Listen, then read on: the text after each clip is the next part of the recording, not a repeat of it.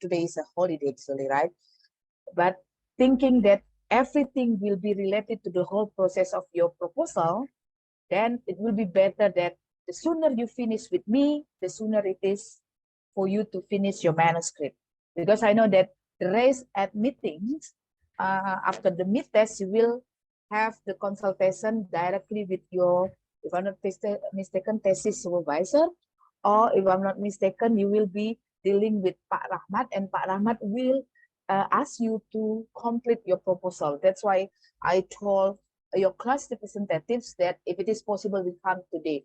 And as usual, I would like to have one of you, anybody can be the class representative, to screenshot and send me the attendance list letter. And that's for the participant, as well as also the screenshot of the videos or the pictures, so I will be able to see. And I think it is better for you to make the video available for everybody through our classroom, so you can upload it there.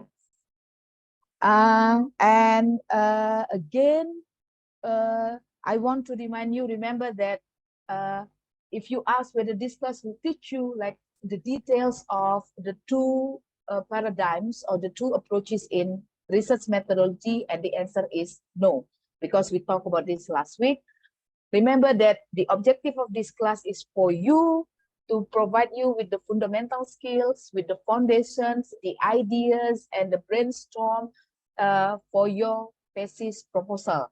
So today I would like to see whether you are going or you are using the quantitative paradigms, or you are using the qualitative paradigms, or you want to mix both of these approaches. Okay. Allow me to let you know the outlines for today. First of all, I would like to check your progress in terms of your title, whether you have already got the options, or perhaps you have already got one thing. And when you show me that you have already got the option, or you have already got the potential or the temporal title for your proposal, I would like you to show me the text mentor. So that's the procedure. And then the second one, I will explain to you what it means, what you need to include in your introduction actually. So you will see what it means by state of the arts, what it means by locating your topic, and then what it means by research gap and research novelty. Maybe you have heard about this, okay? Jadi dua fokus kita hari ini, saya mau mengingatkan bahwa yang pertama, kalau kalian berharap bahwa setelah pertemuan ini, setelah kelas ini, kalian akan paham secara detail bahwa oke, ini adalah kuantitatif, ini adalah kualitatif, bahwa kuantitatif design, ada yang namanya post, ada namanya experimental, ada quasi experimental, ada expose spectral, and then in qualitative you will have like 100 more. Ada namanya narrative theory, phenomenological case study, and then discourse analysis, critical discourse analysis, and then you have retrospective case study, grounded theory. Kalau ini yang kalian harapkan, again, that's not the title, that's not the objection, the objective, okay? Karena nanti tidak terpenuhi. Kenapa saya ingatkan lagi, kenapa Pak Rahmat meminta anak semester 2 agar masuk ke kelas ini, biar kalian punya banyak waktu, karena kalau berdasarkan yang sebelum-sebelumnya, anak semester 3 dikasih kelas ini, di ujung semester 3 mereka masih belum juga selesai proposalnya. Makanya dipercepat, jadi mikirnya jangan terlalu panjang-panjang, mau mikir, oh ya saya mau cari ini dulu, ma'am. You are the one who decide the pace. Don't look at other people progress. Kalian tidak perlu berkompetisi dengan orang lain, fokus pada kalian, apa yang mau kalian kerjakan, cari yang menjadi literatur kalian, gak usah lihat orang lain udah proposal atau tidak. However, I will put emphasis for the third semester student. Ada 4 orang ya, anak semester 4 kalau saya nggak salah ya, semester 3 ya? Ada? Yes, ya, nah yang semester 3 kita bekerja, kita mengejar waktu agar kalian semester 3 ini bisa proposal. Oke, nah rekor yang paling tinggi itu masih dipegang oleh si Ihsan. Ihsan Sihito, saya ingat dia di pertemuan keempat sudah selesai proposalnya, tapi harus saya revisi lagi, saya perbaiki. Tapi dia sudah punya fundamentalnya. Karena ketika dia semester 2, dia rajin mengikuti kakak-kakak kelasnya, ikut seminar, ikut proposal. Lalu saya ingat dia menghubungi saya sebelum saya masuk ke kelasnya. Dia bilang bahwa, Mem, saya mahasiswa USU, saya sebenarnya tertarik pada tentang critical discourse analysis, menganalisa tentang gender. Dia bilang, itu muncul ya, saya lupa. Lalu dia bilang tidak ada satupun yang bisa mengarahkan saya apa yang harus saya lakukan. Nah itu di semester 2 dia sudah lakukan. Maka kalau saya tidak salah dia adalah orang yang pertama dan baru satu-satunya di magister bahasa Inggris yang selesai 3 semester. Benar? Benar kan? Nah, saya mau melihat siapa lagi ada yang berikutnya. Kalian sudah diuntungkan yang semester 2, kalian start lebih cepat. Makanya begitu kalian sudah ada judul, langsung buat folder kalian satu, judulnya di situ langsung tesis gitu. Begitu kalian sudah ada judul, maka tugas kalian adalah memenuhi folder kalian itu dengan referensi, manuskrip. Oke, I will show you my best practice. Saya tunjukkan pada kalian best practice. Tidak harus kalian contoh bulat-bulat, tapi ini bisa kalian jadikan sebagai, which one you want to adopt. Ini sudah saya berlakukan ketika saya menulis disertasi. Jadi folder untuk disertasi saya buat ketika saya masuk semester 1 kuliah di Amerika Serikat. Bayangkan semester 1 yang nggak tahu tamatnya, rata-rata kuliah di Amerika Serikat S3 itu 5-7 tahun. Saya nggak tahu tamatnya akan berapa tahun, tapi di semester 1 itu duluan yang saya kerjakan. Fungsinya apa? Saya nggak tahu ketika nanti saya mencari referensi untuk mata kuliah, ternyata ini cocok masukkan ke dalam folder. So this is my best practice, okay? Ini adalah best practice yang saya lakukan. Kalau sekarang, kalau kalian barangkali tugas kalian adalah berpacu untuk belajar bagaimana caranya tamat di semester 3 misalnya, atau selesai semester 3 kalian mau selesai. Pokoknya kalian kan targetnya apapun itu in terms of educational related aspect, that you want to complete your master degree, right? As soon as possible. Itu yang mau kalian tuju gitu lah. Nah, kalau saya sendiri, what about me? For me, my target di saat ini saya sedang mengumpulkan, saya ingin mengajukan guru besar saya. Gitu. Maka target saya baru bisa mengajukan guru besar itu di tahun ini. Tapi di 2021, saya sudah menyiapkan segala sesuatunya. Jadi saya punya folder. So what should I do? Satu hal yang paling penting, kalau di konteks, kalau kalian suatu saat nanti jadi dosen, yang paling dicari itu adalah publikasi. Itu yang paling susah untuk dipenuhi kalau mau menjadi guru besar. Maka yang saya lakukan adalah, this is my best practice. Yang sama yang saya lakukan juga ketika disertasi, and you may choose to adopt or adopt. Jadi kalian boleh mau, oh ya, Mem, saya mau carilah yang menurut kalian, this is not the best one, tapi ini kalian bisa contoh. Jadi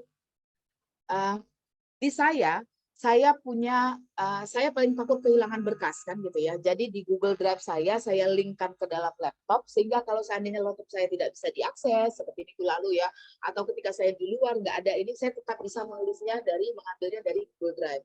Jadi nggak perlu lagi kalau misalnya kalian kehilangan, tiba-tiba aja ada orang yang disk kalian rusak, hilang, bisa nangis kalian kan, bayangkan udah berbulan-bulan mengerjakan. Nah, jadi for me, kalau untuk saya, apa yang paling yang saya lakukan, saya punya ini, artikel jurnal. Nah, ketika saya menulis, bisa kelihatan? Kelihatan nggak? Yes, Ma'am. Kelihatan, Ma'am. Nah, ketika saya menulis di awal, berbeda dengan yang orang lain. Nomor satu adalah, ketika saya mau menulis, saya pastikan dulu target jurnal saya mana. Ketika saya belum tahu target jurnalnya, misalnya target jurnalnya kalau macam kayak gini ya, ini Call EG yang sudah terbit, ini Q1, Asian EFL Journal, ini belum saya kirimkan gitu ya, karena masih banyak yang lainnya. Lalu saya tentukan dulu saya mau jurnal mana, supaya saya tahu dia template-nya permintaannya apa, lalu ada berapa kata yang dia butuhkan, lalu contoh-contohnya dari mana. Kemudian ketika saya tidak tahu mau ini dikirimkan kemana karena ada beberapa target jurnalnya, maka yang saya lakukan adalah saya membuat berdasarkan judulnya. Ini saya ciptakan tahun 2021, gender representation sama gender stereotypes. Jadinya 2 artikel, dan dua-duanya sudah terbit di jurnal terindeks Scopus yang tidak berbayar. Saya ambil aja yang gender stereotype. Maka apa yang kalian lakukan pertama sekali? You will not be able to write without reading. Kalian tidak akan pernah bisa menulis kalau kalian tidak membaca terlebih dahulu. Supaya kalian nanti bisa locate why it is important, and then why what has been written, what is the state of the art, and then what is missing. So you will see the gap, and then you will come with your knowledge. Jadi yang pertama sekali saya lakukan adalah saya menciptakan dua ini. Saya punya text mentor. Ini yang saya bilang ya, nanti saya tunjukkan sama kalian. Saya menciptakan text mentor, lalu kemudian saya punya yang namanya pada saat itu saya mau menuju kemari, Sexuality and Culture Journal. Walaupun ujungnya tidak terbit di sini ya. Jadi saya punya text mentor yang saya ambil dari jurnal ini. Apa isi yang ada di dalamnya? First of all, I will show you. Inilah dia yang sudah diterbitkan. Yang sudah diterbitkan itu hasilnya begini.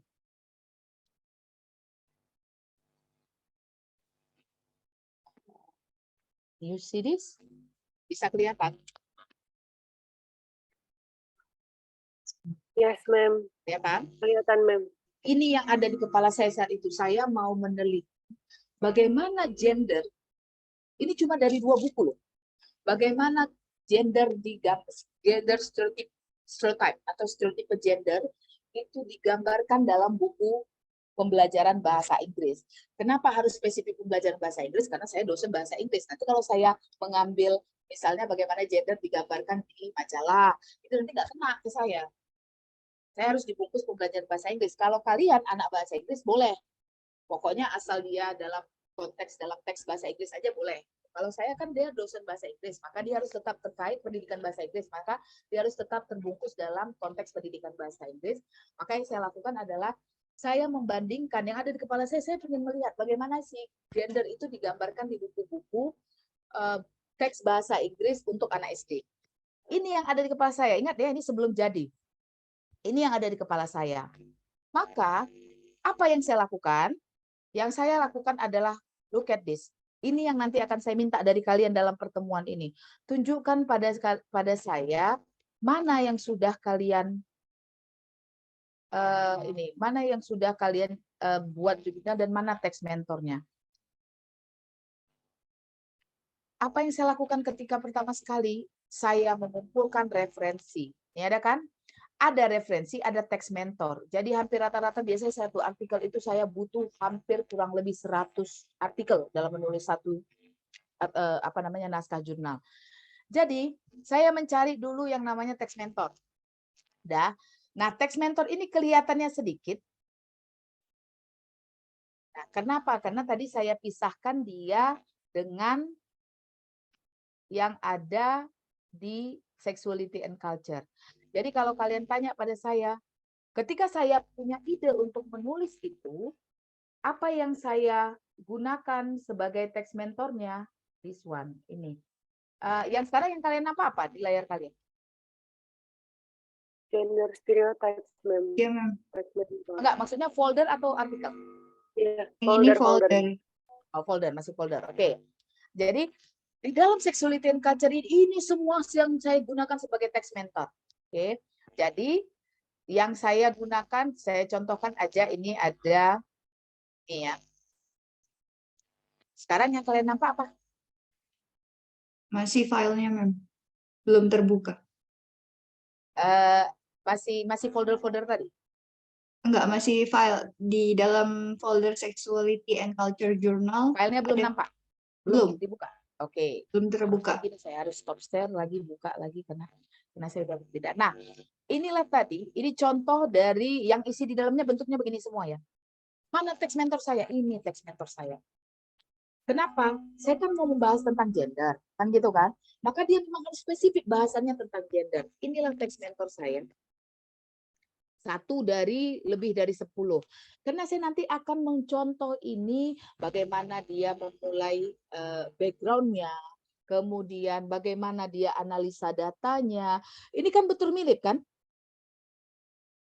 Nah, ketika saya melakukan analisa data ini, saya pakai teorinya apa? Yang tadi itu saya pakainya feminist critical discourse analysis. Makanya saya mencari artikel tentang feminist critical discourse analysis, tapi dia bukan text mentor, dia adalah referensi saya. Bisa dipahami kira-kira? Ya, ma'am. Jadi saya mencontoh kayak begini, saya contoh misalnya gini kan kayak The Study gitu ya. Saya menceritakan tentang bukunya buku apa, saya jelaskan terbitan siapa gitu kan ya kayak begini. So this is what ini lihat pertanyaannya adalah apa namanya kriterianya, dia bilang bahwa persentasenya dibagi menjadi ini. This is my text mentor. Begini nanti cara saya menyampaikannya. Lalu kalau dibandingkan mana hasilnya? This is the result. Inilah hasil dari yang tadi sudah saya tulis, yang sudah dipublikasikan itu di sini. Nah, kalau kalian perhatikan, lihat bagaimana bahwa, lihat kan, saya menyampaikannya gitu. Apa riset question saya? What are the ratios of female to male characters in local and international ELT? Saya membandingkan berapa banyak laki-laki, berapa banyak perempuan di dalam bukunya. Lalu setelah itu saya bandingkan yang buku Indonesia berapa, buku internasional berapa. Baru kemudian, how do local and international ELTs portray males and females in familial context? Lalu saya ambil tadi contohnya dari situ. Yang tadi itu dia di family sama di educational sama di occupation. Kalau di sini saya enggak, ambilnya cuma family, di keluarga, sama konteks pekerjaan. Jadi ini saya contoh. Lalu kemudian lihat bagaimana caranya. Tadi kan dia menunjukkan kan bahwa oh ya ketika saya cek, ini nanti kalau misalnya kalian butuh ini, itu ada di Google Scholar saya, ada udah bisa di-download. Lalu ingat nggak? Tadi kan dia bilang bahwa buku ini diambil dari buku Ring the Bell. Saya juga melakukan itu. Saya bikin, there are 2 ELT textbook in this study, the student book of English textbook, kemudian the student book of Let's Go. Saya sebutkan. Lalu saya kasihkan lagi, kemudian apa? Saya jelaskan buku ini siapa yang menerbitkan, kapan, apa segala macamnya ya. Lalu data analisanya, nampak nggak? Tadi ketika data analisa kan dia bilang bahwa dalam analisanya dia menggunakan ini kriterianya.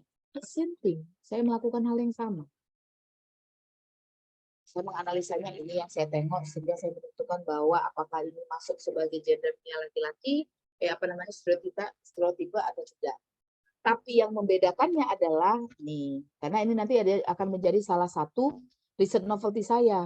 Saya melihatnya melalui feminist critical discourse analysis yang tadi tidak. Oke. Nah, saya tutup, stop set dulu. I just want to tell you that my best practice. Saya punya satu folder, lalu folder itu saya bagi-bagi. Nanti saya bikin text mentornya yang mana. Ada lagi nanti text mentornya bahwa, oh ini adalah text mentor untuk metodologi. Jadi nanti untuk metodologi saya pakai ini. Yang apanya saya tuliskan, saya menuliskannya pakai format yang ini. Ada text mentor yang untuk findings. Nanti saya temuannya mau menulis pakai ini. That's what I mean. Bisa dipahami sampai sini sekarang? Ya, ma'am. So that's how I deal with my study. Jadi kalau ditanya bahwa oh ya kuliah S3 di Amerika itu 5 sampai 7 tahun. Berapa lama saya menyelesaikannya? Saya menyelesaikan kuliah saya dalam waktu 3 tahun. Saya selesaikan disertasi saya selesaikan dalam waktu 3 bulan. And alasannya kenapa? Karena dari pangkal saya tahu saya mau melakukan apa di luar dan itu sudah saya rencanakan. Karena beasiswa Fulbright itu hanya mengcover 3 tahun. Bagaimana kalau lebih? Kita cari kerjaan sendiri dan memang banyak di kampus-kampus. And I do not want to use my own money. Makanya saya selesaikan dalam waktu 3 tahun, saya siapkan, and that's my best practice. Lalu kalian tanya pada diri kalian sendiri, kira-kira bagaimana nanti best practice kalian. Oke, nah saya menyelesaikan S3 saya itu ketika saya sudah punya suami, anak 2 orang, dua-duanya masih balita. Karena saya masuk ke kelas saya di S3 bawa anak loh. Jadi anak saya itu gendong, nanti kalau dia nangis bawa susu, ya udah dibawa keluar dulu, dikasih susunya diam, saya bawa mainan. Now ask yourself, saya tidak mengatakan bahwa oh iya saya lebih berat, kan? But everybody has their own war, their own challenge, their own battle. Kalian juga punya masing-masing permasalahannya kan. Sekarang permasalahan kalian, how you are going to deal with your battle. Jadi lihat kira-kira masalahnya apa. Saya nggak tahu apakah sudah ada di sini yang berkeluarga, apakah sudah ada di sini yang sudah punya anak. Ya, kalau misalnya, oh enggak, men, saya masih sekarang gadis, misalnya ini kerjaan saya yang ini. Dan pikirlah kira-kira mana yang mau dilakukan, kira-kira berapa banyak dikasih waktunya untuk ya ini harus saya siapkan sekarang. Gitu loh. I do expect, saya mau melihat sih yang saya harap ada nggak yang bisa menyelesaikan dalam 8 pertemuan ketika saya masih mengajar kalian. Okay. Itu kalau buat sejarah baru, kalau seandainya yang sebelumnya sejarahnya adalah 3 semester selesai, kalian buat sejarah baru. Kalian semester 2 tapi sudah seminar proposal misalnya. Unus, siapa tahu, kita kan nggak tahu kan. Bisa saja. Okay. So that's just the best practice. And now let's come to the main session. Saya tanya dulu, by using the features, dengan menggunakan features yang ada di sini, oke, maka pertanyaan saya adalah, ada kan di situ hand wave, ada kan? Ada, ma'am. Ada. Siapa yang sudah mengisi the prospective form in terms of judul, the title, and the text mentor, and or reference. Paling tidak udah ada judulnya sama text mentor siapa? Silakan angkat, pakai use that one.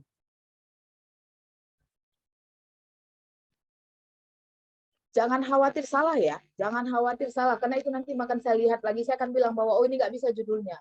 Nanti kalau kalian sudah lulus sama saya judulnya, kalian harus jumpai Pak Rahmat dulu, oke atau tidak, dicek di USU. Bisa jadi nanti oke, bagi saya tidak oke, karena tidak sesuai dengan USU. 1, Yuri sudah, who else? Siapa lagi? Baru 1, 2, Desi, and then we have Nadia, Cahaya, and then Azhar, and then we have Samuel. Anybody else? I just want you to be honest. Kalau belum bilang aja belum ya. Jangan nanti kalian coba gara-gara kawan yang angkat tangan, saya angkat tangan gitu. Because this is your own responsibility. Ini kan nanti kaitannya dengan kalian kan. Jadi ada Hairun Nisa, ada lagi? Nanti kalau yang belum bagian Q&A kalian kasih tahu kenapa, atau kalian nanti bisa lihat punya kawannya. Ada lagi? 5 sampai 7? Oke, now let's start. Share sama saya yang 7 ini. Siapa yang mau share dulu judulnya apa? Yang kemarin, riset prospektif kalau sudah kalian isi, share screen-nya, judulnya apa, teks mentornya dari mana. Terus teks mentornya udah kalian download kan? Sudah, ma'am. Oke, siapa yang mau duluan share? Who would like to share? Boleh saya, ma'am? Oke. Ini semuanya bisa share kan? Tidak harus Bisa. dipindah-pindah kan? Oke, silakan. Sudah kelihatan belum, ma'am? Oke. We have ini judulnya adalah Detecting Fake News. Ini Belum. Itu teks mentornya, ma'am. Oke ya. So, Oke. this Detecting research Fake News using Artificial Intelligence. Oke. Kemudian itu ini teks mentornya. Ada main nggak teks teks mentornya yang dia berupa disertasi atau tesis? lebih ke artikel sih, ma'am. Tapi ada satu ini dia disertasi, cuman I'm not really sure karena dia lebih ke dalam penerapan IT, dalam bidang IT-nya gitu, ma'am. Oke. Jadi saya masih agak ragu sih kalau itu. Cuman saya Ya. tetap masukkan sebagai bahan referensi ke depannya nanti. Ya, kalau misalnya dia bukan teks mentor, dia pindahkan ke referensi ya. Artinya gini, saya mau cari tentang Ya. artificial intelligence itu dari sini. Oke. Nah, we have. Nah, coba tadi ini kan very general. Saya nggak ada permasalahan dengan ini. Saya oke sih judulnya, Detecting Fake News Using Artificial Intelligence, kan gitu ya. Nah, Ya. sekarang yang nomor 1 harus kalian ingat, kalian adalah magister bahasa Inggris. Kalian harus bisa mengkaitkannya dengan bahasa Inggris. Nah, maka judulnya harus kecilkan konteksnya. Misalnya apa? Detecting fake news using artificial intelligence. Baru titik 2, apa namanya? Focus on English medium newspaper in Indonesia. Harus gitu.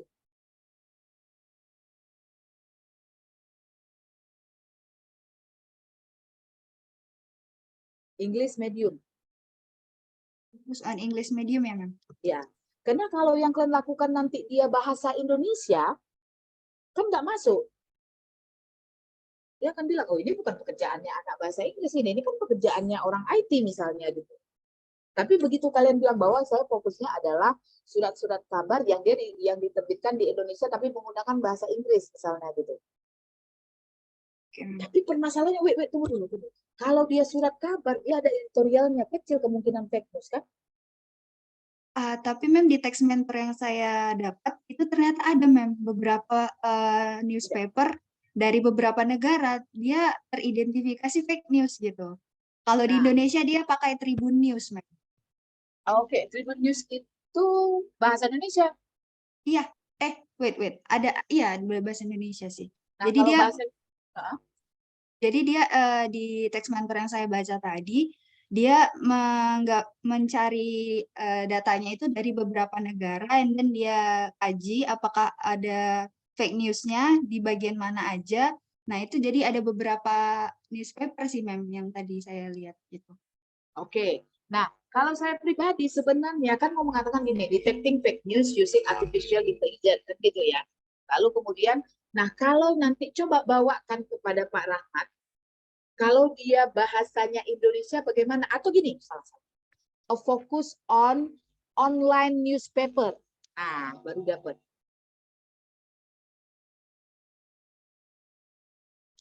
Online newspaper aja langsung ya Ma'am. Online newspaper atau karena kalau dia biasanya cetak atau misalnya lah kayak Jakarta Post kayak apa itu kan mereka punya editor.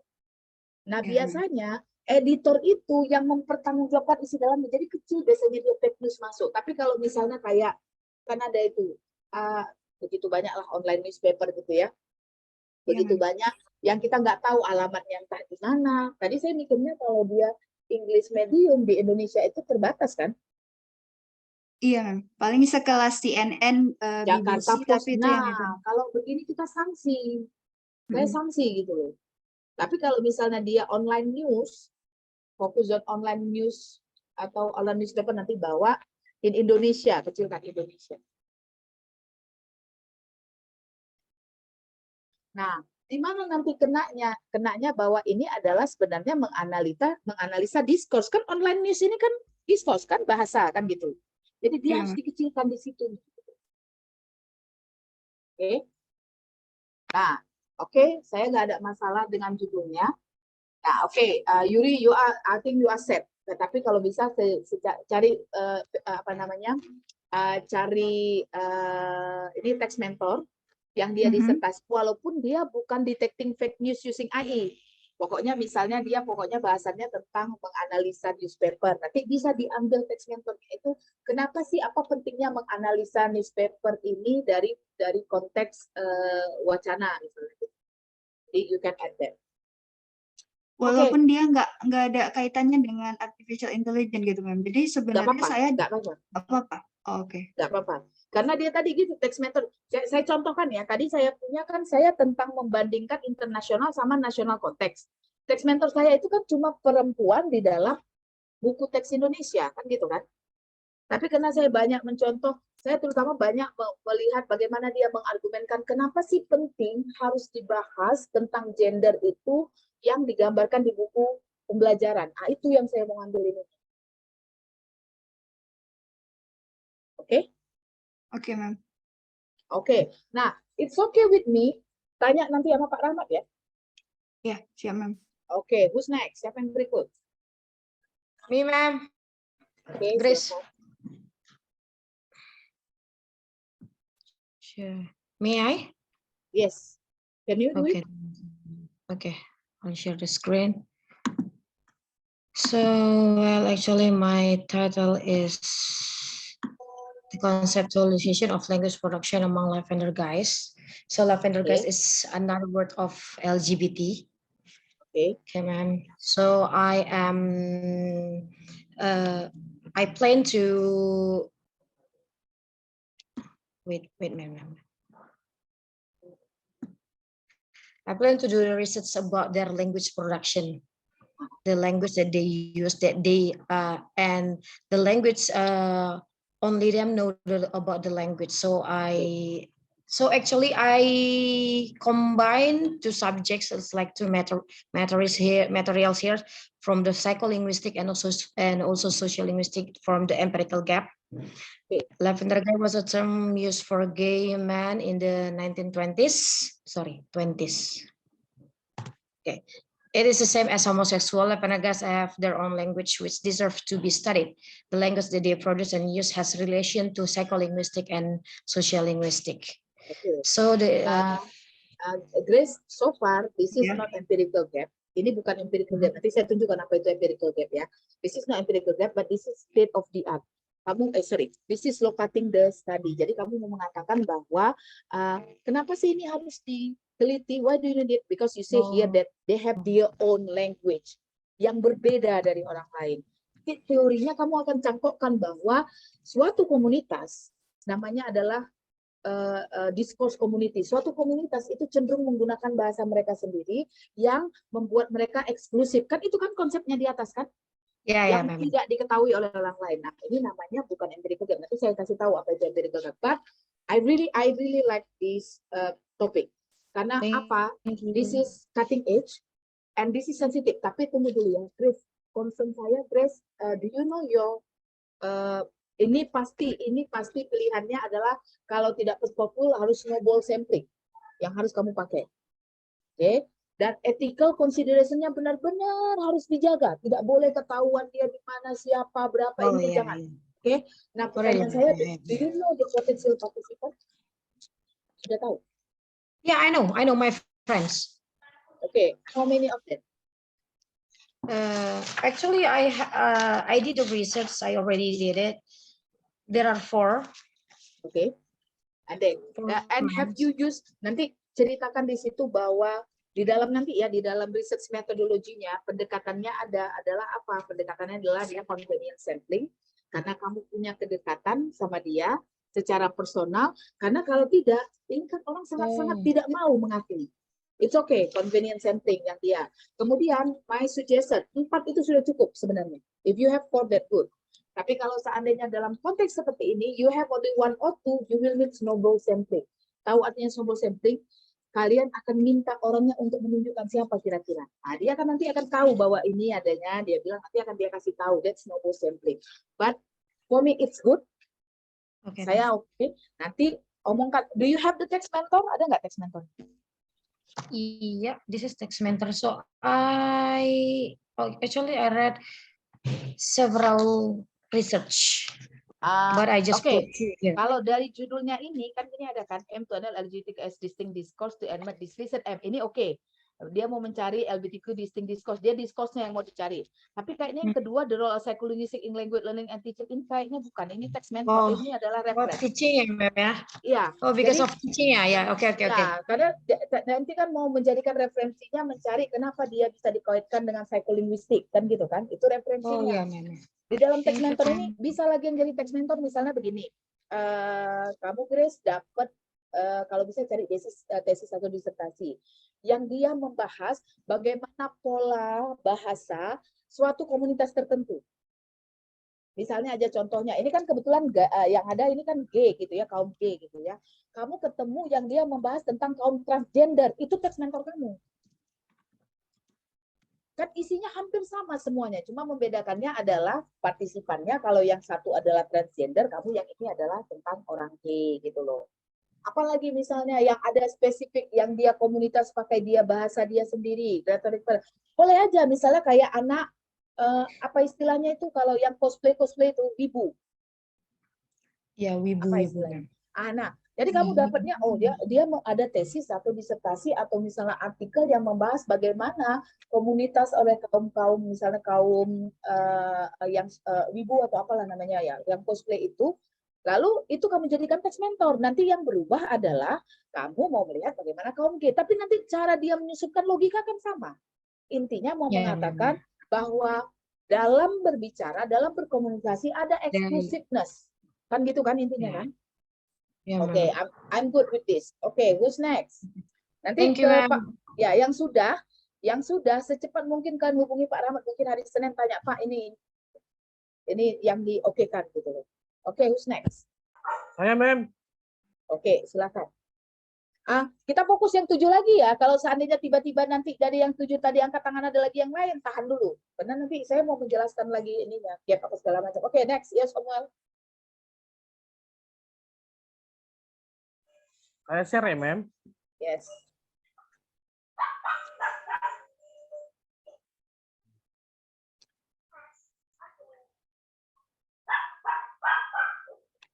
Bisa kelihatan, Mem. Oke. Judul thesis saya an IPA study of student perception in reading and speaking comprehension. Case Oke. study-nya reading and speaking capability of SMA swasta unggul Del di Baligi. Ini masih tempatnya masih wacana ya, Mem. Bisa jadi Ya, di oke. Medan. Ini IPA ini apa? International Phonetic Alphabet. Phonetic. Oke. Jadi kemudian saya bingung IPA study tapi student perception. Ini kira-kira gimana ini mau melakukannya? Ada text mentornya kah, Samuel? Text mentornya teacher perception, Mem. Jadi itu yang masih saya dapat secara online. Kemarin saya pernah diskusi dengan Pak Rahmat. Ada kakak senior yang pernah buat gini di sekolah Juwita. Juwita School kan internasional. Dia menggunakan IPA waktu suruh dibaca biasa semua bisa, tapi waktu fonetiknya, fonemnya disuruh baca semua pada bingung pendekatannya. Oke. Jadi saya mau mengikuti itu, tapi Pak Rahmat menyarankan direkam suaranya menggunakan peran. Oke. Nah, apa yang jadi pertanyaan saya? Karena di depannya ada kata NAPA study, nggak ada istilah ini. Langsung ini aja. Ini mau persepsi siswanya atau mau mencari bagaimana mereka ininya, realitinya? Iya, nanti mau ini, Mem. Kita mengenalkan IPA ini kepada siswanya untuk melihat kemampuan membacanya gitu, Mem. Oke, saya perjelas lagi. Nanti kira-kira riset question-nya apa, Samuel? Idenya oke, tapi belum terrealisasi dengan konteks yang benar gitu. Idenya nanti riset question-nya apa yang pertama? Kira-kira kurang lebih nomor 1 apa? Nomor 1, bagaimana pemahaman Anda tentang IPA? Karena orang kan tahu baca tapi nggak tahu menulisnya atau mengikuti standarnya yang benar dia, Mem. Berarti mau melihat bagaimana kemampuan siswa dalam membaca dan berbicara melalui perspektif IPA, itu nomor 1. Iya. Nah, itu namanya praktisnya. Kemudian apa lagi? Lalu ketika persepsinya yang mana yang mau diambil? Apa yang mau dicari tentang persepsi? Persepsinya maksudnya gini, Mem. Mereka itu sejauh mana mengenal atau bisa nggak menuliskan, misal kata think, bagaimana cara menulisnya dalam pengucapannya. Kalau kayak orang luar negeri kan bisa dia, Mem. Ya, jadi Samuel itu namanya bukan persepsi. Persepsi itu kan misalnya kita tanya pendapatnya, opini kan itu. Tapi kalau misalnya mau mengukur bagaimana antara misalnya mereka tahu atau tidak, itu namanya bukan persepsi. Kita mau mencari tahu kemampuan mereka, itunya kan. Makanya saya heran, ada persepsi tapi capability gitu. Jadi judulnya yang harus dibenarkan. Saya nggak ada permasalahan dengan konteksnya gitu. Jadi mau menggunakan bahwa pokoknya mau melihat bagaimana ini nanti IPA-nya ini di belakang. NIPA perspektif namanya. Judulnya kayak gitu nanti di belakang. Jadi nanti fokusnya adalah mau melihat kemampuan reading dengan speaking-nya. Tapi tunggu dulu. Reading comprehension pakai IPA itu macam mana, Samuel? Maksudnya ketika dia mengucapkannya? Iya, Mem. Jadi misalnya kita kasih teks, misalnya entah buku apapun bahasa Inggris, bagaimana dia membacanya ini? Apa ada standarnya? Itu namanya bukan reading, Samuel. Reading comprehension itu adalah ketika kasih teks, dia paham apa isi teksnya, itu reading comprehension. Kalau ini kan dia cuma mengucapkannya kan, bukan diukur kira-kira dia paham atau enggak isinya kan, enggak kan? Enggak, Mem, hanya pengucapannya. Ya, berarti salah konteksnya, bukan reading. Pronunciation, speaking. Makanya pasti konteksnya cuma speaking ini. Walaupun nanti dia speakingnya bisa dengan cara misalnya kita kasih dia buku, dia disuruh baca gitu kan? Ya, Mem. Nah, jadi dia reading itu kegiatannya reading, tapi dia nggak ada comprehension di dalamnya. Hati-hati. Tetap aja dia yang keluar itu adalah apanya? Speakingnya, pronunciation. Dua itu nggak fokusnya, pronunciation sama speaking ability. Lalu kalau kita ceritakan hard-nya itu adalah speaking jadi sebenarnya.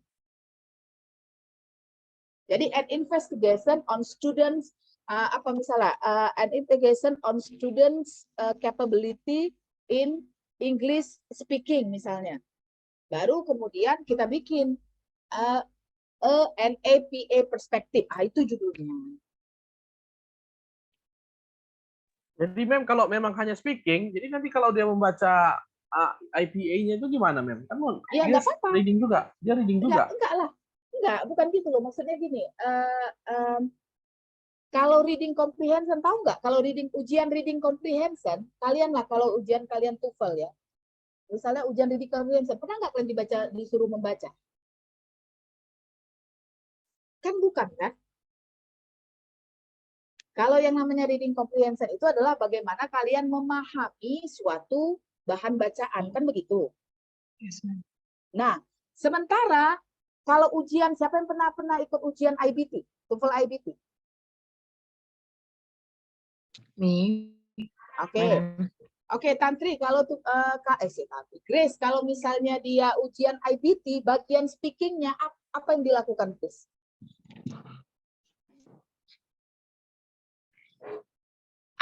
IBT or ITP, ma'am? IBT. It's like interview. Kalau dia TOEFL IBT. Iya, interview, ma'am. Kayak seperti interview seperti itu. Mereka akan tanya, tapi bagaimana kita menjawabnya dengan baik, grammarnya Oke. pas. Oke, nah kalau misalnya IBT kita kan dia gak kayak bedanya dengan IELTS. Kalau IELTS kan dia berhubungan, nah kita ada interviewer. Kalau IBT dia kan langsung dengan mesin. Jadi kita dikasih ini pertanyaannya, lalu kita disuruh ini bahan bacaannya, silakan bacaan, lalu siap itu silakan ungkapkan. Nah, ketika kita disuruh omongan kita kan akan direkam. Maka ketika nanti hasil rekamannya yang mau mereka lihat adalah kontennya apa, kemudian pengucapannya bagaimana, benar atau salah, kemudian apakah pengucapannya. Nah, karena si Samuel yang mau diukur itu adalah pengucapannya kan? Benar? Ada nggak gini Samuel, misalnya dikasih nih dia reading, bahan reading, kemudian dia membaca. Dia disuruh baca aja kan? Nggak ada dia ditanya-tanya dari isian reading itu kan? Isi enggak, kontennya enggak mem, tapi membacanya kita fokusnya. Bagaimana Nah, nanti itu namanya pronunciation. speaking. Itu speakingnya, pengucapan dia, atau pronunciation, atau misalnya apa? Oral apa namanya? Oral skill namanya. Kan kemampuan berbicara jadinya kan? Nah, dudukkan itu dulu. Walaupun nanti misalnya gini, walaupun misalnya mereka nanti enggak speakingnya jelas kan nanti speakingnya itu bukan mereka disuruh please misalnya gini, please explain who you are, kan nggak begitu kan? Dia cuma disuruh ini ada teks lalu dia disuruh mengucapkan kan, benar? Ya mem. Itu. Ya mem. Nah, ganti namanya adalah oral atau speaking. Dia bukan reading. Yang mau diukur itu adalah oralnya. Oke, konteksnya nggak masalah. Nah, kemudian pertanyaan saya, kamu memang ada nggak Samuel bertanya pada mereka tentang persepsi mereka tentang misalnya kemampuan mereka itu ada nggak? Jadi gini mem, yang penelitian sebelumnya saya belum dapat dari Pak Rahmat bentuk dalam hard copy. Tesis kakak senior saya belum dapat, itu nanti teks mentor. Kedua, nanti yang mau saya tanyakan, seberapa paham atau seberapa mengenalnya setiap IPA yang ada di dalam standarnya yang kamu kenal gitu cara membacanya. Nanti paling itu aja sih yang pertanyaannya. Berarti namanya bukan persepsi, karena kita kan mengukur. Jadi kalau misalnya seberapa paham, itu kan berarti ada benar salahnya kan? Misalnya nih, oh iya salah, ini adalah dia benar kan gitu kan? Kalau persepsi itu dia tidak ada benar salah. Makanya dia namanya bukan student perception. Jadi isinya nggak salah. Ini saran saya ya. Ini adalah yang mau dituliskan itu adalah an investigation on high school students oral. Lihat nanti high school student English oral belakangnya lihat apakah oral skill atau oral kompetensi competence, sorry. And six, investigation. Investigation off atau on? Coba lihat, bukan ini. High school students. Atau kalau mau ditambah gini, Indonesian high school student, Indonesian. Ya. High school students. Apostrophe. Oke. English oral competence.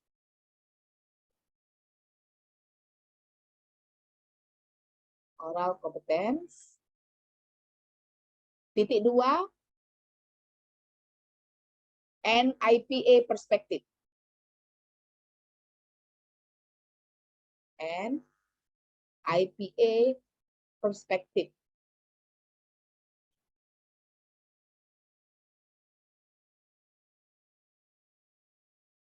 Salah tulisan perspektif.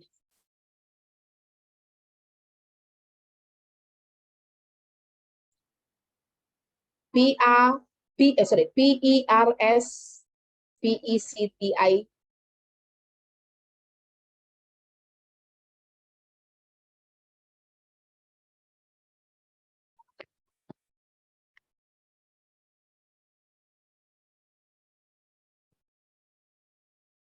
Ade, is that you? Could you do something with Kimo, Nadia? She keeps screaming, you know. I do not know what's wrong with him. Mana perspektif? Nah, sisanya buang. Sisanya buang. Bentar, saya tuliskan dulu. That, it's over there. Perspektif. Nanti lihat lagi ya, sisanya a case tadi itu buang semua. Oke, saya nggak ada masalah. Saya nggak ada masalah dengan judulnya. Oke, Samuel, it's okay. But balik lagi nanti ininya ya. Namanya adalah English Oral Competence. Jadi oral competence itu termasuk di dalamnya bagaimana dia pengucapannya. Atau misalnya apa, pronunciation, nanti boleh spesifik gitu, oke?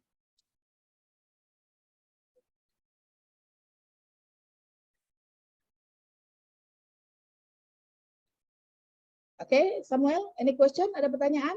Oke, Mem. Satu saya tanya, Mem. Ya. Teks mentornya yang sebelumnya bisa ya, Mem ya? Karena abang itu lulus. Bisa, cuma... bisa, nggak jadi masalah. Misalnya tentang ini, pokoknya cari aja yang kaitannya dengan IPA. Misalnya pokoknya pronunciation cari, karena itu berkaitan dengan pengucapan.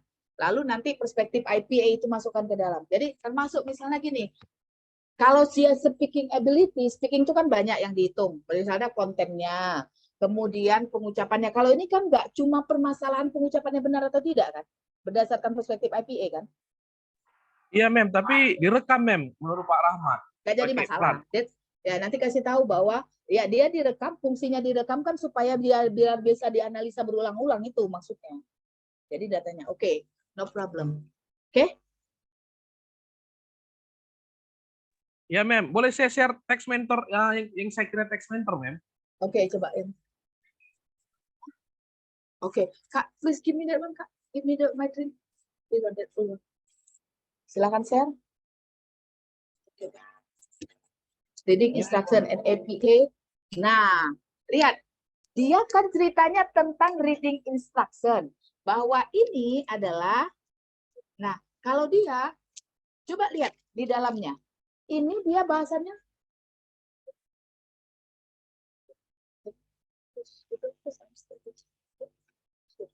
Nah, ini coba lihat riset question-nya, Samuel.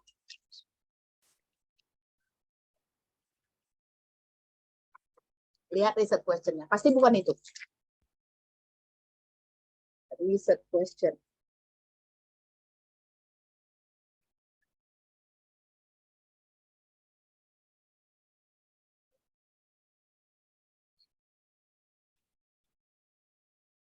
Terus.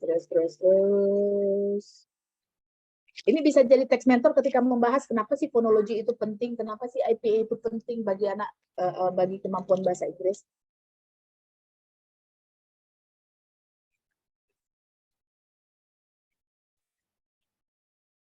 Oke, stop. Nomor 1. Lihat kan?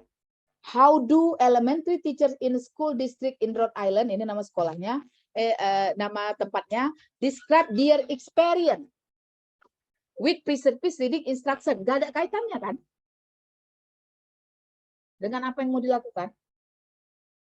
Nah, ini boleh dijadikan teks mentor. Kenapa? Ketika dia membahas bahwa kenapa fokusnya itu adalah tentang IPA gitu loh. Tapi ini kenapa dia jadinya persepsi? Karena yang ditanya itu adalah gurunya disuruh menceritakan tentang pengalaman dia. Pengalaman kan nggak ada benar dan salah kan? Sementara kalau si Samuel tadi dia mau tahu apakah anak-anak itu pengucapannya sudah benar atau sudah sesuai atau tidak. Sehingga dalam hal ini harus ada benar dan salah karena ada di situ yang dijadikan target, yang jadi patokannya adalah IPA gitu. Kecuali kita cerita tentang global English. Kalau kita bahasannya global English bahwa bahasa Inggris itu milik siapa saja, bisa saja dia ngomong, tapi ngomongnya terinfluence dengan aksen India, terinfluence dengan aksen Batak, terinfluence dengan aksen Jawa. Nah, itu lain lagi. Kalau ini kan dia udah dari standar kiat, sudah ada IPA. Question kedua, turunkan dikit lagi. Stop. What additional opportunities and knowledge do elementary teacher perceive? Makanya dia namanya student teacher perception. Jadi saran saya, ini kalau mau dijadikan sebagai teks mentor, lihat pada bagian kenapa dia berfokusnya pada IPA. Oke semua? Siap, Mem, siap. Siap, segera diperbaiki. Mem. Oke. Ya. Thank you, Mem. Oke, ya, oke. One more, satu lagi ya, satu lagi sebelum saya mau penjelasan. Satu lagi sebelum saya penjelasan supaya kalian tahu nanti apa yang mau dicari. Oke, terus next.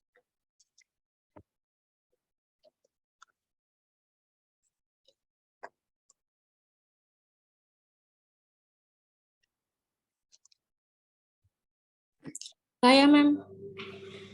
Ya, Ika, Mem. ya silakan.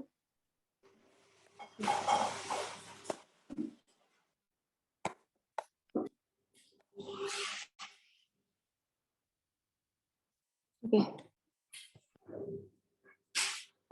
Ya, Can you see?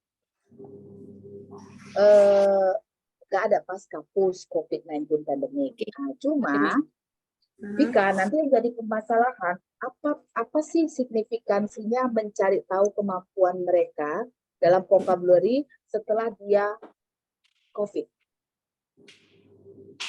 Sebenarnya tujuan saya itu mau mencari tahu tentang tingkat kemampuan bahasa Inggris mereka setelah COVID, Mem. Karena kan yang kita tahu kan mereka kan selama ini kan belajar online gitu kan, Mem. Nah, jadi apakah itu pasti kan itu mempengaruhi kemampuan mereka dalam berbahasa Inggris. Makanya Kalau begitu dia gini loh. Mem. Kalau begitu dia ceritanya, kalau mau mengatakan bahwa fokusnya adalah karena mereka belajarnya online kan gitu ya, distance learning gitu ya. Nah, jadi jangan dia COVID-nya yang dikeluarkan, langsung aja online learning. Online learning. Apa ini COVID? Itu yang pertama saya. Yang kedua, kalau berdasarkan pengalaman saya, tapi nanti tanya lagi ya sama Pak Rahmat ya. Kecil kemungkinan akan dia setujui karena dia membahas ability dalam vocabulary. Kalian kan bukan anak pendidikan bahasa Inggris. Makanya kalau menurut saya ya, nah kemudian yang berikutnya lagi gini loh, apa yang mau ditanyakan nanti kalau bahasannya cuma ability gitu ya, lalu udah itu anak, sama satu lagi ingat siapa saja semuanya, there is ethical consideration, ada namanya dalam penelitian itu adalah ethical consideration, di mana kita harus melindungi partisipan kita dengan cara apa? Menutupi nama aslinya, menutupi lokasi aslinya, identitasnya. Jadi, kepada siapa saja in this classroom, never put a location. Jangan pernah. Sejauh-jauhnya yang bisa, coba kalian perhatikan, sejauh-jauhnya yang bisa dibikin judul itu apa? Biasanya nama negara, kan gitu kan? Mana ada orang bilang in Kuala Lumpur, in apa, biasanya in Malaysia atau gitu aja gitu kalau di judul. Jadi jangan pernah nyebutkan lagi ya. Oh iya, oke, Mem. Nah, pertanyaannya kira-kira apa ini? What's the question? Pertanyaannya itu saya itu kan ini Mem, mau menanyakan tentang, karena saya juga masih ini sih Mem, tapi saya mau, karena saya tahu dalam apa namanya, dalam pembelajaran bahasa Inggris itu kan ada tentang tahapan-tahapan yang paling dominan. Nah, jadi itu yang mau saya cari tahu Mem, tentang tahapan-tahapan yang paling dominan yang dialami sama anak-anak di SMP itu Mem, gitu. Kayak mana Kan cara sudah mereka. lari judulnya kira-kira. Kan bahasanya tentang vocabulary kan. Oh, Lain kalau misalnya adalah misalnya apa? Learning experience. Nah, itu baru bisa. Oh, Jadi kalau kan misalnya lebar kan? kalau Jadi misalnya dalam kelasnya kelas bahasa Inggris gimana? saja, berarti nanti saya tes vocabulary-nya, kalau kayak gitu metodenya kira-kira bisa kamu? Nggak usah. Kenapa harus ngetes vocabulary kalau begitu? Karena kalau vocabulary kan dia dikecilkan. Jadi apakah memang ada mau mengukur kemampuan bahasa Inggris?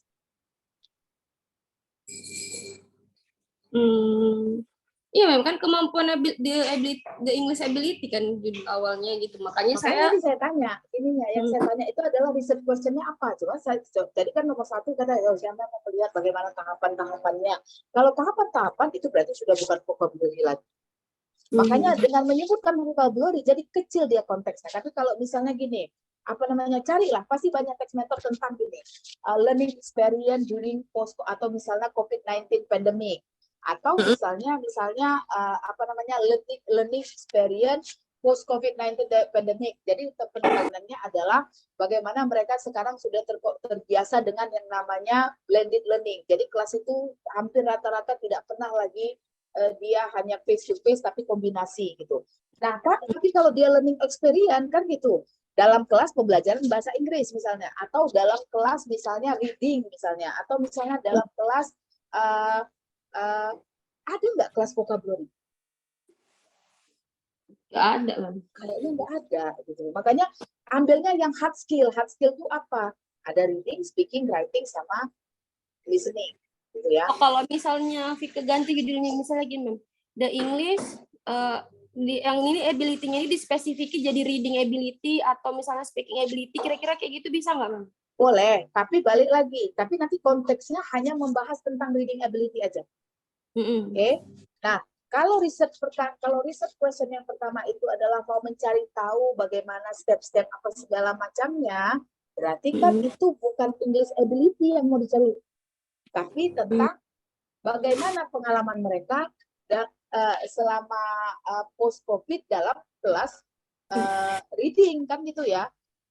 Nah, jadi yang pertama itu kalau itu yang dijelaskan, nomor satu bisa membahas tentang bagaimana ininya pembelajarannya. Kedua bisa kita cari tahu bagaimana kemampuannya. Bisa, kemampuan itu bisa bagian dari situ. Tapi kalau dari awal yang ditentukan sudah adalah kemampuan dia, berarti yang dibahas nanti tidak boleh keluar dari kemampuan. Kira-kira dapat nggak ide? Masih agak bingung sih. Saya misalnya gini, saya judulnya saya bilang begini, apa namanya? Saya mengatakan bahwa kemampuan siswa dalam pembelajaran online, misalnya ya, ini contohnya aja. Kemampuan siswa dalam pembelajaran online dengan menggunakan Google Classroom misalnya ya. Kemampuan siswa dalam pembelajaran bahasa Inggris online melalui Google Classroom. Ingat, fokus saya adalah tentang kemampuannya. Saya tidak boleh cerita tentang bagaimana pengalamannya, saya nggak boleh. Tapi kalau misalnya saya mengatakan begini, apa namanya, student learning experience in English reading, misalnya ini, apa misalnya, atau implementasi atau pengalaman, atau misalnya tentang persepsi, misalnya ya, atau misalnya tentang pembelajaran bahasa Inggris, pembelajaran reading comprehension bahasa Inggris melalui Google Classroom, saya bilang. Nah, kalau ini judulnya, saya boleh membahas tentang bagaimana pengalaman siswanya, saya boleh membahas di dalamnya tentang persepsi gurunya, saya boleh juga mencari tahu bagaimana peningkatan mereka, dia lebih luas.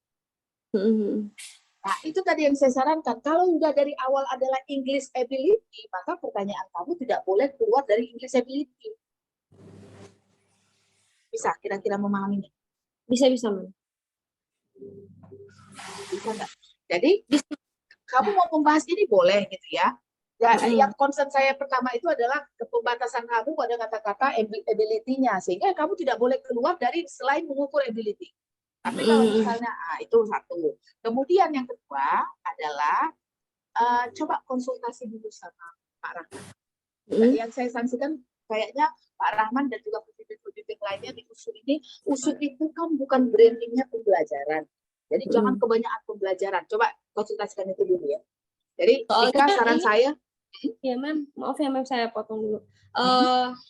Karena ini juga saya dapat kan Mem dari tesis mahasiswa USU yang pembimbingnya itu Mem Deliana gitu. Makanya saya kira kayaknya ini bisa gitu Mem. Karena memang saya kalau untuk tesis ini saya memang fokus untuk ngebahas tentang language acquisition Mem gitu. Oke. Makanya language acquisition kan lain lagi. Language acquisition maksudnya gini, bukan dilarang untuk pembelajaran bahasa Inggris, tapi ada memang trennya dari ketika ujian proposal. Jadi bolak-balik mengatakan, Pak Rahmat, kenapa anak-anak kita ini banyak kali tentang pembelajaran bahasa Inggris, kenapa nggak ada linguistiknya gitu loh Pak. Paham. Jadi ini memang jatuh di bawah konteks magister bahasa Inggris, tapi untuk menentukan ini boleh dieksekusi atau tidak kan jurusan kan, prodi kan. Oh iya ya memang. Nah, makanya saya bilang coba tanya dulu. Nanti kamu capek-capek udah misalnya udah kamu dapat ini, udah kamu bikinkan introduction-nya gitu. Kita kan masih belum nulis itu. Makanya nggak diizinkan. Makanya kalian semuanya stepnya adalah nomor 1, tunjukkan pada saya judulnya, lalu dari mana teks mentornya. Dengan adanya teks mentor berarti ini bisa dilakukan. Kemudian yang kedua, coba dulu Vika, coba dulu tunjukkan salah satu teks mentor ini yang terkait dengan Pak, saya mau lihat dulu.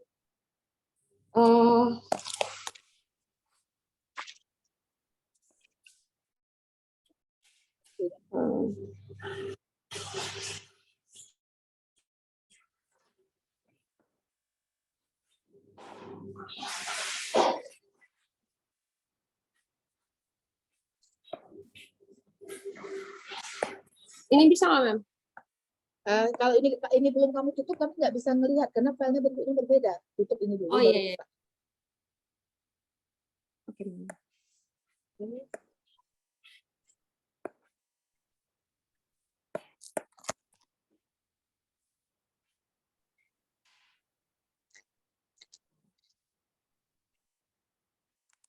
Mem, saya masukkan linknya dulu berarti ke sini.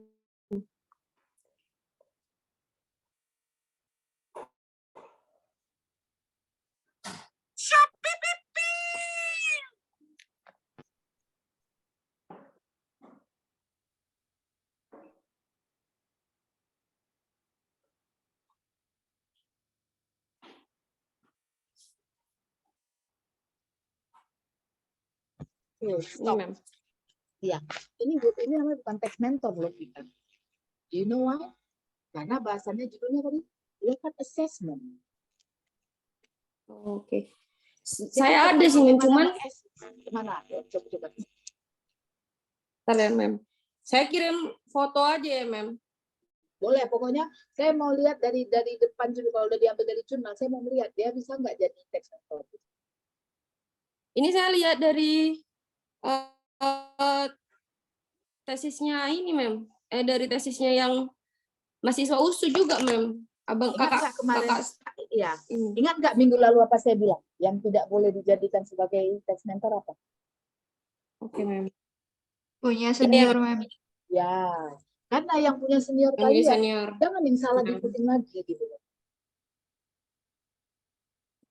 Oke Mem. OATD, cari di OATD. Berarti ini nggak bisa ya Mem? Sebetulnya saya bukan bilang kan nggak bisa. Cari dulu atau nanti gini, saya cari mana yang bisa, yang bahasanya tentang reading comprehension, atau misalnya kelas di setelah post COVID nanti saya tunjukkan terbaiknya ini gitu ya. Kalau saya tadi judulnya terlalu kecil, nanti kamu tidak dapat di research questionnya. Karena cuma apalagi kelasnya adalah vocabulary, mana ada kelas vocabulary kan gitu kan. Kecuali kamu mau mengimplementasikan sesuatu untuk pembelajaran vocabulary. Jadi bisa kelihatan bagaimana diimplementasikan. Lalu kemudian bagaimana peningkatan siswanya, lalu bagaimana persepsinya, itu bisa. Oke, Mem. Kalau itu kan Berarti kamu ini nggak mengimplementasikan. ya. Berarti ini pertama kan Mem, biar nggak kejauhan juga kan Mem. Jadi ini saya kasih sama Pak Rahmat dulu judulnya kan Mem. Nanti habis itu kalau misalnya diokekan, berarti saya tanya Mem, kira-kira text mentor yang cocok itu yang kayak mana gitu kan Mem. Harusnya bukan begini sebetulnya prosesnya kemarin. Harusnya kalian cari dulu text mentornya, kalian buat judul berdasarkan text mentor itu. Sehingga kalian tahu bahwa ini sudah ada. Nah, nanti tunjukkan sama saya judulnya, oke dari saya baru bawa ke Pak. Oke Mem. Kalau gitu nanti saya via PC aja, nanti saya kirim ke Mem text mentor yang Oke. saya dapat ya Mem, nanti koreksi. Oke. Nanti kirimkan aja. Kalau mau mengirim, masukkan aja dalam grup. Kenapa? Karena supaya kawan-kawannya juga bisa belajar, oke? Oke Mem. Thank you Mem. Oke. Nanti saya coba cari misalnya, oh ini ada, coba yang ini, coba saya cari nanti di. Ya oke. Oke, now let's see. Sekarang kita fokus. That's just short. Sekarang kita fokus. Saya tunjukkan dulu kepada kalian. Oke, what if you know something? I have already put that creating a research space. That's Swall's theory. Yang isinya begini. Kalau kalian mau, the most important part of your thesis proposal particularly is your introduction. Nomor satu itu adalah introduction. Because this is the place for you to provide the rationale, to provide the reason, to provide the backgrounds, to state the problem, to show that your topic of discussion, your proposed topic of discussion is worthy. Jadi yang paling berat itu sebenarnya adalah di introduction-nya, karena di sini tempat kalian melogikakan kenapa sih kalian memilih topik ini, apa kaitan topik ini dengan bidang kalian, apa dia kontribusinya, apa yang sudah dilakukan orang, apa yang belum ada yang dilakukan, apa yang mau kalian lakukan sehingga menutup yang belum ada, all in introduction. Di situ kalian harus tunjukkan kenapa topik ini penting. Nah, Swallows sudah mengeluarkan teori, namanya apa? Namanya adalah Create a Research Space. Namanya adalah CAR. Create a Space. Nah, banyak lagi yang teori yang lain yang sudah dikeluarkan, tapi yang paling populer itu adalah punyanya si Swallows CAR model. Modelnya si Swallows. Ini sudah cukup lama, tapi ini yang paling banyak. Oke, let's see. Ini sudah saya naikkan ke dalam ini kita kelas. Jadi saya hanya menunjukkan teorinya sesaat, nanti akan saya tunjukkan contohnya ya. So number one itu adalah establishing a territory. Ini maksudnya apa? Move nomor satu dia move. Dia mau menunjukkan bahwa kalian ingat dalam konteksnya kalian adalah mahasiswa magister bahasa Inggris. Maka di poin ini kalian harus bisa menunjukkan kenapa topik kalian ini penting di dalam konteks magister bahasa Inggris. Itu yang namanya establishing a territory. Why it is important in your discourse community? Kenapa dia penting bagi magister bahasa Inggris? Oke. Nah, step-step ini apakah harus diikuti semuanya? Enggak. Nomor satu adalah claiming centrality untuk menunjukkan bahwa dia penting. Apa caranya? Adalah bahwa the author discourse community itu adalah para pembacanya. Oke. Jadi, the author meminta atau memposisikan sehingga para pembaca bisa menerima atau bisa memahami bahwa penelitian yang dia lakukan itu adalah bagian dari penting ini tadi, bagian penting dari komunitas mereka.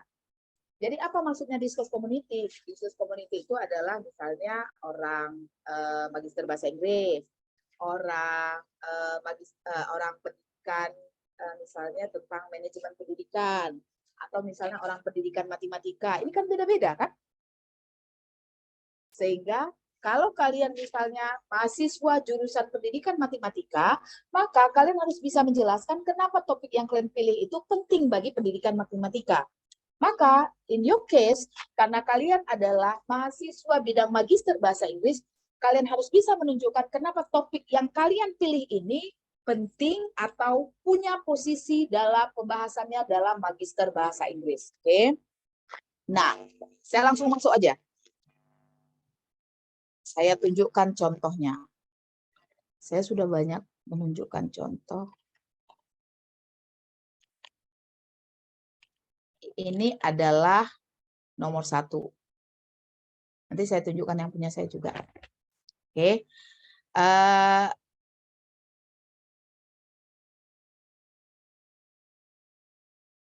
Nah, ini judulnya. Judulnya adalah tentang kepuasan siswa terhadap guru bahasa Inggris, guru speaking bahasa Inggris yang native dan non-native. Oke. Kepuasan siswa terhadap kepuasan siswa terhadap kemampuan mengajar guru speaking bahasa Inggris yang native dan non-native dan motivasi belajar mereka. Oke, bisa dipahami? Topiknya adalah dia mau mencari tahu kepuasan siswa terhadap kemampuan mengajar. Kemampuan mengajar loh. Kepuasan siswa terhadap kemampuan mengajar guru speaking mereka yang gurunya itu apakah dia native atau dia non-native. Jadi dia mau membandingkan ini. Lalu yang satu lagi adalah dia membahas tentang dan motivasi belajar mereka. Jadi dia mau melihat apakah kalau misalnya masih siswanya puas terhadap kemampuan mengajar guru native-nya, motivasinya jadi lebih meningkat atau tidak. Kalau misalnya dia puas dengan yang non-native, dia lalu melihat apakah motivasinya belajarnya tinggi atau tidak. Itu dia judulnya. Maka yang pertama sekali dilakukan adalah dia harus menunjukkan apa sih kaitannya pentingnya motivasi belajar dengan kepuasan terhadap kemampuan mengajar dalam pembelajaran bahasa Inggris. Kan itu duluan kan? Ini kan dia konteksnya adalah pendidikan bahasa Inggris. Maka kita lihat bagaimana dia menyusunnya. Nah, lihat. Dia tunjukkan dulu bahwa penelitian sudah membuktikan bahwa motivasi itu adalah salah satu prediktor unsur yang dapat memprediksi kesuksesan dalam pembelajaran bahasa Inggris sebagai bahasa asing atau sebagai bahasa kedua. Lihat kan? Yang pertama, kenapa dia harus membahasnya tentang motivasi dalam pembelajaran bahasa Inggris? Dia tunjukkan bahwa yang namanya motivasi itu adalah salah satu unsur penting, bagian penting yang menentukan kesuksesan dalam pembelajaran. Lalu dia bias lagi. Ini dia mau mengkaitkannya nanti dengan satisfaction. Kan tadi satisfaction kan? Dia bilang motivasi ini sangat terkait terhadap faktor internal individu dan juga faktor eksternal. Lalu dia bilang bahwa guru bahasa itu memiliki peran yang terpenting dalam memotivasi siswa dalam pembelajaran. Dan dan guru-guru ini memiliki peran yang sangat banyak, baik dia sebagai inisiator, fasilitator, model, dan motivator. Makanya bagaimana pentingnya peran guru dalam pembelajaran, dalam proses belajar mengajar, maka guru ini dianggap memiliki pengaruh terhadap kualitas dan intensitas belajar siswa. Oke, dalam satu kalimat ini, dalam satu paragraf ini, dia sudah membahas ketiga kontrak judulnya. Kontrak judulnya itu adalah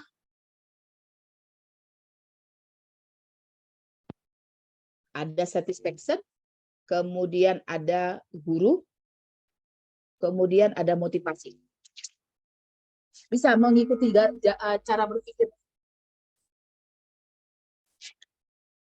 Inilah yang dimaksudkan dengan dia bahwa dia adalah locating the space. Dia akan menunjukkan kenapa penelitian dia penting gitu. Dan konteksnya dalam pembelajaran bahasa Inggris. Jadi dia bilang bahwa motivasi ini adalah salah satu faktor yang menentukan kesuksesan belajar. Dan motivasi ini dipengaruhi oleh faktor internal dan eksternal, di mana faktor internalnya itu berasal dari siswanya sendiri. Kan ini kan kepuasan siswa. Lalu dia bilang, dalam menentukan motivasi ini, guru ini punya peran. Itu semua dia sebutkan di dalam satu paragraf. Nah, di paragraf kedua, baru dia membahas tentang bedanya ada yang namanya guru yang dia native, baru adalah guru non-native. Oke, sampai di sini bisa dipahami nggak? Paling nggak, kalau belum paham paling sedikit aja dulu, bahwa oh ini yang maksudnya untuk menentukan bahwa yang namanya topik ini penting. Bisa kira-kira? Kalau kalian nggak jujur, saya nggak tahu loh. Kalau kalian diam, saya asumsikan kalian bisa. Ma'am, we need more information. Oke, tapi paling nggak ada nggak dapat gambaran kalian ini bagaimana dia menjelaskan konstrak di atas? Udah dapat belum? Dapat, Mem, sedikit, Mem. Dapat sedikit. Oke, saya kasih contoh berikutnya. Ya, contoh berikutnya. Saya ambil dari artikel saya.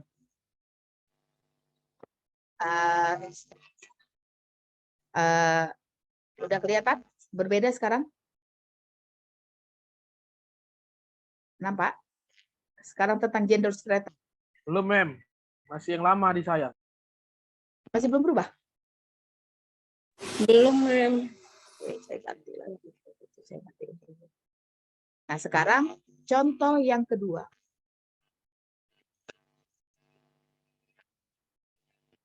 Kalau nggak paham, bilang nggak paham ya. Nah, contoh yang kedua. Sekarang saya kan judulnya tentang gender stereotype, stereotipe gender dalam buku, dalam teks pembelajaran atau pendidikan. Lalu saya membandingkan antara, pokoknya konstruknya di sini ada gender stereotype, lalu ada buku teks, dan ada buku teks bahasa Inggris anak SD. Macam mana saya melogikakannya? Nomor satu, saya harus tunjukkan dulu kenapa sih membahas gender stereotype itu penting dalam konteks pendidikan. Terutama pendidikan bahasa Inggris. Kan itu kan yang harus saya tunjukkan. Kalau tadi kan dia, kenapa sih bahasannya motivasi itu, apa sih kaitannya antara motivasi dengan pembelajaran bahasa Inggris dan apa kaitannya dengan performa guru, kan gitu tadi. Lalu kalau saya harus menunjukkan apa sih pentingnya, apa sih pentingnya membahas tentang gender stereotype ini dalam teks pembelajaran, terutama dalam pembelajaran bahasa Inggris. Sekarang kita lihat di Google. Saya sebutkan dulu bahwa dalam konteks pendidikan, buku bacaan itu tidak hanya mengajari isi pembelajaran dan juga kemahiran, tetapi instil, memasukkan norma-norma sosial dan ideologi-ideologi yang tersembunyi ke dalam kepada pembelajar. Sampai di sini dapat? Langsung?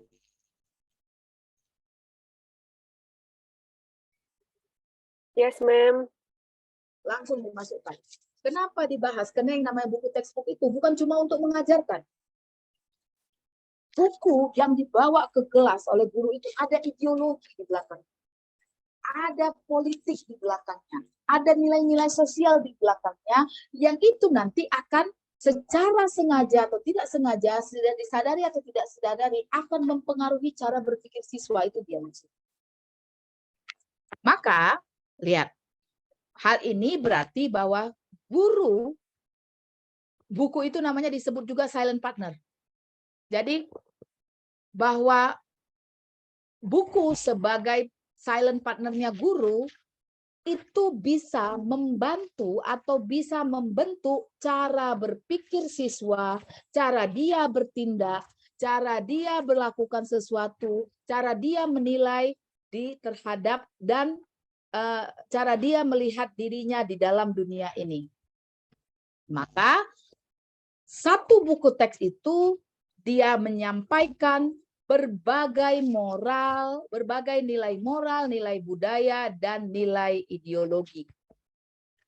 Jadi, secara tidak langsung, dengan kata lain, buku teks itu secara tersirat ataupun tersurat berisi dengan norma-norma dan kepercayaan-kepercayaan yang diterima ataupun tidak yang dianggap layak oleh masyarakat itu.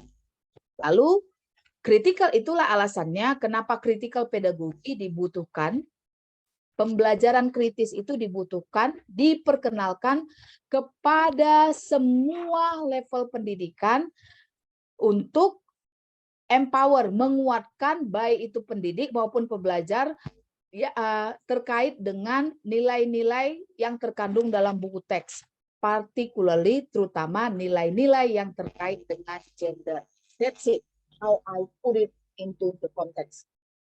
Orang nanti pikir apa pula ini, masa buku bahasa Inggris bahasanya dengan gender. Saya mulai dengan logika bahwa yang namanya buku itu dia tidak hanya mengajarkan pengetahuan atau materi, tapi dia memiliki nilai-nilai yang sebenarnya diajarkan kepada anak-anak. Jadi misalnya kayak gini contohnya, kalau di dalam buku itu yang terlihat yang namanya ibu-ibu, yang namanya emak-emak itu pasti digambarkan sedang masak, sedang menyapu, sedang mengurus anak, sedang memarahi anak. Tapi ketika digambar pekerjaan yang kelihatan misalnya laki-laki pakai jas, kemudian memimpin rapat laki-laki jadi pemimpin.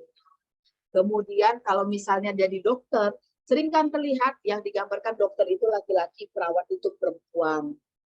Sadar atau tidak sadar, apa artinya? Bahwa mau mengatakan yang namanya perempuan itu kerjaannya adalah ibu rumah tangga, dan yang berkarir itu laki-laki. That's what it means. Nah, anak-anak, orang dia pokoknya melihat begini terus di dalam bukunya, ya itu yang ada di kepala dia. Pokoknya yang namanya ibu itu dia ngurusin anak, ngurusin rumah, yang namanya bapak mencari nafkah. Lalu kalau ada lihat di konteks rumah sakit, pokoknya yang namanya yang jadi dokter itu laki-laki, perawat itu harus perempuan. Nggak ada cerita perawat laki-laki. That's ideology. Nah, itu yang saya bahas. Oke. Lalu, tadi kan saya sudah bahas ya, kenapa membahas tentang gender stereotype itu penting di konteks educational. Di paragraf kedua, baru saya bilang bahwa yang namanya educational artefak ini harus berbeda. Jadi artefak itu berarti dokumen, pokoknya alat-alat dipakai dalam pendidikan lah. Bahwa dia memiliki nilai tersembunyi terhadap posisi gender. Makanya bahasan terhadap gender equality, gender mainstreaming, gender responsible ini menjadi fokus penelitian bagi para peneliti di konteks pendidikan bahasa dan applied linguistic. Oke? Bisa, nanti secara seterusnya kalian baca sendiri. Sampai di sini bisa lebih jelas?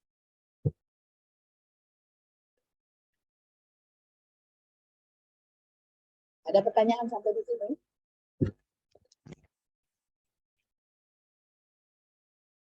Terlalu berat memahaminya.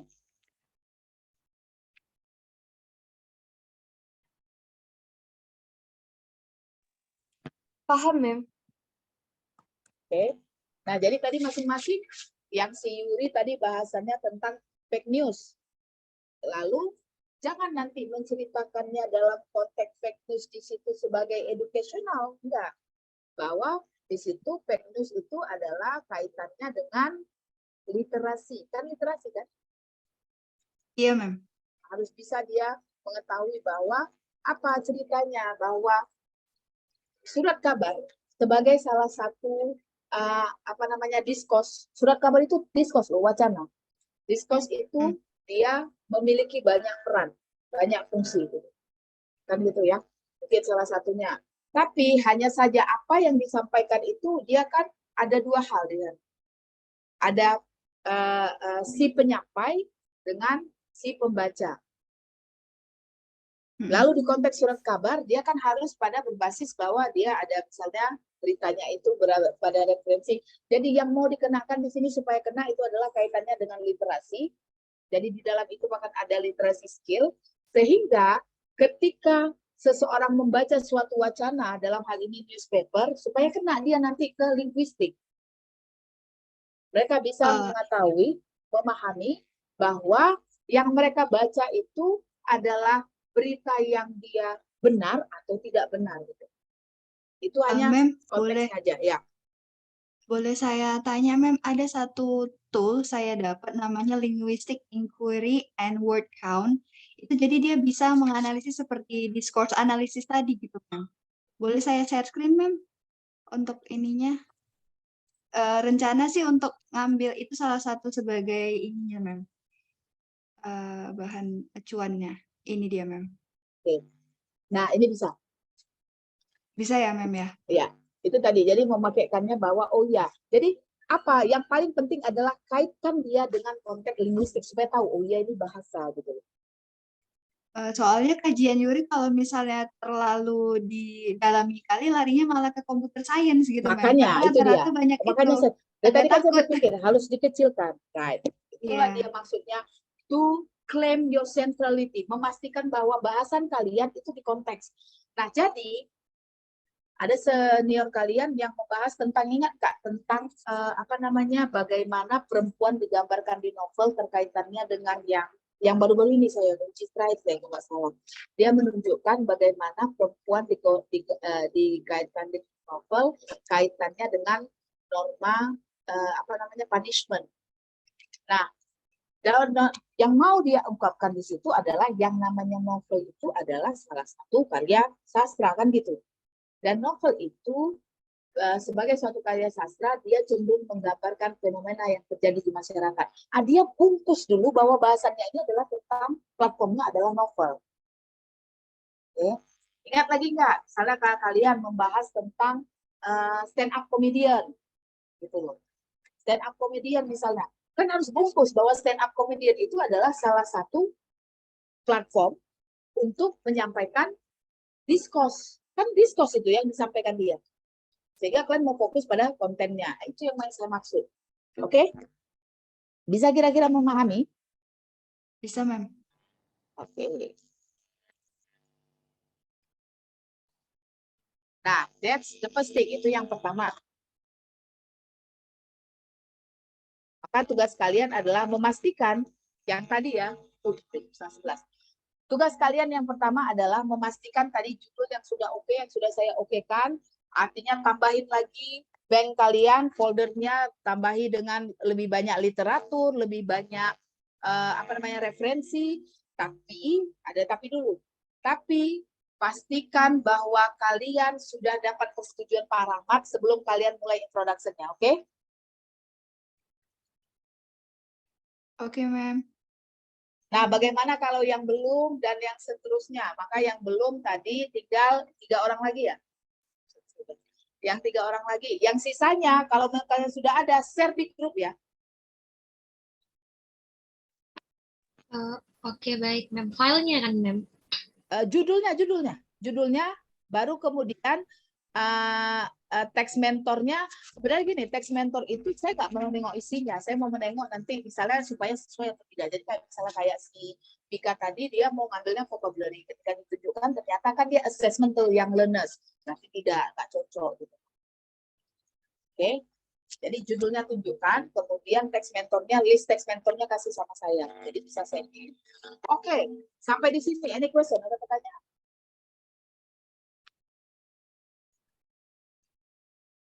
Ma'am, is it possible to share it not in our class time? Maksudnya misalnya hari ini selesai gitu, Ma'am, tapi akan di-share di kelas itu selain hari Sabtu.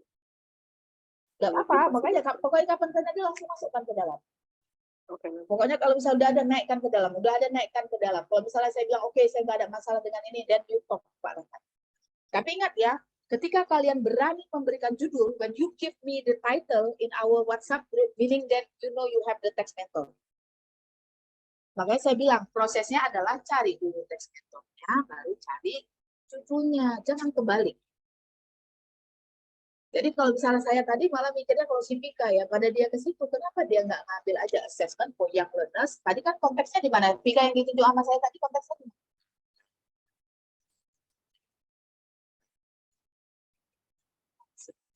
Konteksnya cuman assessment aja, Mem, nggak ada di writing, nggak ada reading, nggak ada ini. Enggak, bukan. Di negara mana dia melakukan itu? Di gimana ya, Mem? Saya juga nggak lihat caranya. Kan tinggal dirubah kan? Kalau misalnya Iya. dia melakukan pasti nggak di Indonesia, kenapa nggak itu aja, tapi ganti konteksnya ke Indonesia gitu. Oh, jadi kalau misalnya Vika mau buat the assessment of English ability, tapi dia di Indonesia itu masih possible, Mem? Is it possible? Boleh lah, makanya saya bilang hidup ini udah susah, jangan kalian susahkan. Cari teks mentor yang lengkap, tinggal kalian ganti konteksnya. That's my suggestion. Oke, Mem. Oh gitu, nanti Vika ambil yang ini aja. Ini di Norwegian sih, Mem. Nah, kan tinggal enak kan, tinggal pindahkan kan ke Indonesia kan? Oke, Mem. Tinggal pindahkan aja konteksnya gitu. Dapat kalian logikanya, berpikir apa segala macamnya gitu.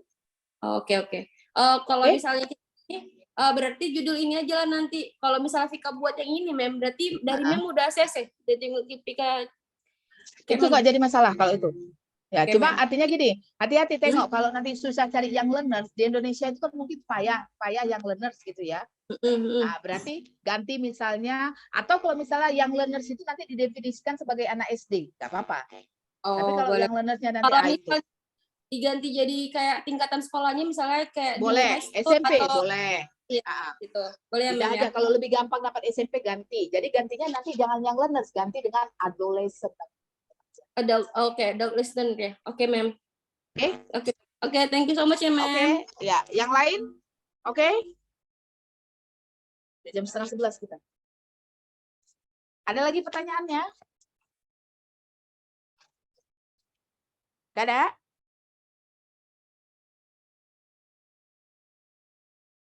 So far so good sejauh ini?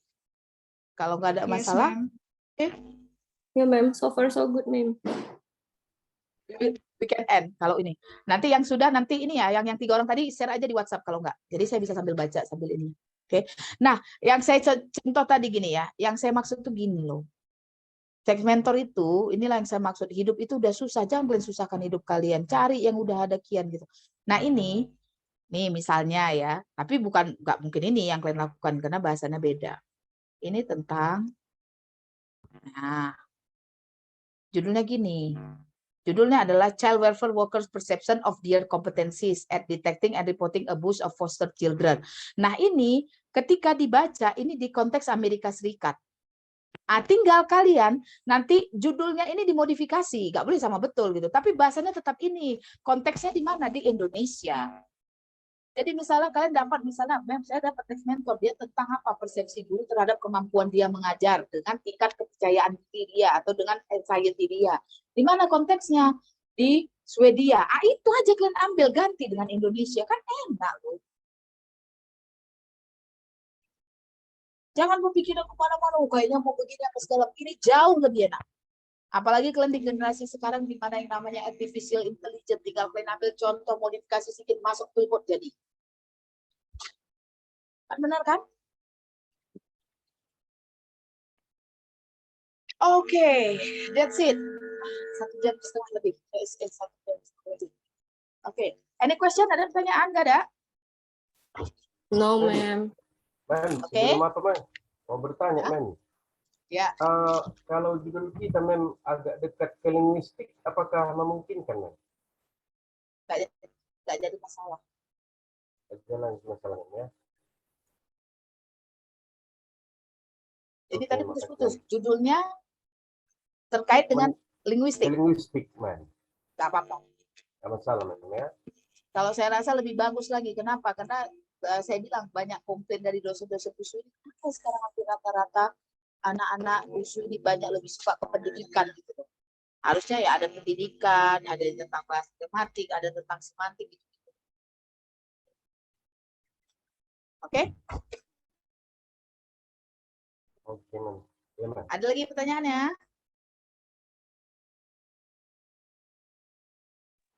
No, ma'am. Sudah? Okay, so thank you for your attention for today's. I know it was a lot of information, a lot of work and everything. And because I haven't finished it yet, so after next week I will focus on the introduction part. Minggu depan itu kita tetap berlanjut ya. Saya tidak bisa lagi melakukan fokus terus-terusan pada hanya melihat teks mentor kalian. Kalian kan harus mengisi riset prospective form kan gitu ya. Next week I will focus on the explanation what you should be included in your introduction. Yeah. And don't forget that for next week I will not provide you with questions and with assignment, but starting next week we will start with your research perspective. And again, maybe you have a lot of information, too much information at the one time, but again, use your own space and focus on your own research on it. Berfokuslah pada penelitian kalian, pokoknya tentukan judulnya, begitu kalian sudah satu judul itu kalian dapat fokus pada situ aja, jangan yang lain-lain lagi. Sehingga kalian juga tahu berkembangnya tidak kemana-mana. Oke, thank you again, thank you for your attention and thank you for joining me today. I know that I have already taken your holiday time and I will end this and don't forget to share the screenshot including the name of the participant coming today. And I'll see you again next week. Have a nice weekend. Assalamualaikum warahmatullahi wabarakatuh. Waalaikumsalam warahmatullahi wabarakatuh. Okay, I will leave ya. Okay, Ma'am, see you, ma'am. Okay, see you.